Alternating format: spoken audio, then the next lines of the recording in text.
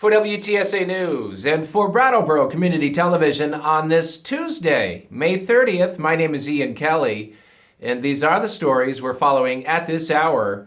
Starting today, Route 142 in Brattleboro will be closed for 90 days beginning north of the Royal Road to just south of 28 Vernon Street. Travelers detouring from Route 142 should proceed up Cotton Mill Hill Road and make a right-hand turn onto South Main Street. Tractor trailers will detour from Vermont 142 up Cotton Mill Hill Road, left onto South Main Street, continuing onto Fairground Road, and finally back to Canal Street. A turnaround has been constructed just south of Cotton Mill Hill Road on Vermont 142 to allow vehicles with significant turning radiuses from the north to approach Cotton Mill Hill Road from the south. Ceremonies across the region on Monday paid tribute to those who lost their lives on the battlefield. Memorial Day events were held locally in Brattleboro, Hinsdale, and in Vernon. Vermont Congresswoman Becca Balint said remembering those who served and sacrificed for our country isn't enough. Right now, veterans are returning home from service carrying scars, both visible and invisible.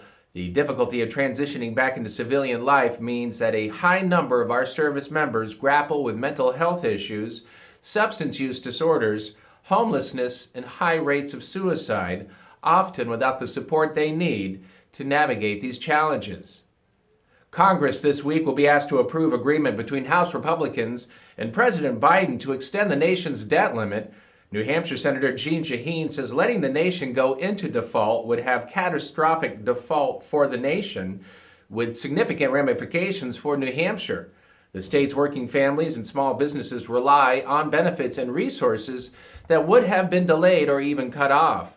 Shaheen last week spoke with Granite Staters across the spectrum who shared their fears about the devastating impacts a default would have caused. While the deal isn't perfect, no compromise is. The fundamental goal was to prevent a catastrophic default on the United States' existing financial obligations and to protect the social safety net.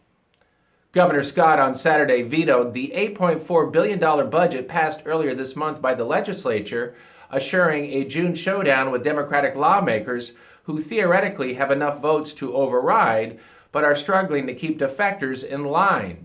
Scott objects to the price tag of legislative initiatives passed this session, including the $130 million plan to boost the child care system with a new payroll tax and $20 million in new Department of Motor Vehicle fees. WTSA Sports. That was an interesting season, Celtics fans, and it came to an end last night. Jimmy Butler scored 28 points to lead Miami past the Celtics Monday night, 103-84, to deny Boston a chance at history and a chance to move on to the NBA Finals. Miami will now face Denver in the finals.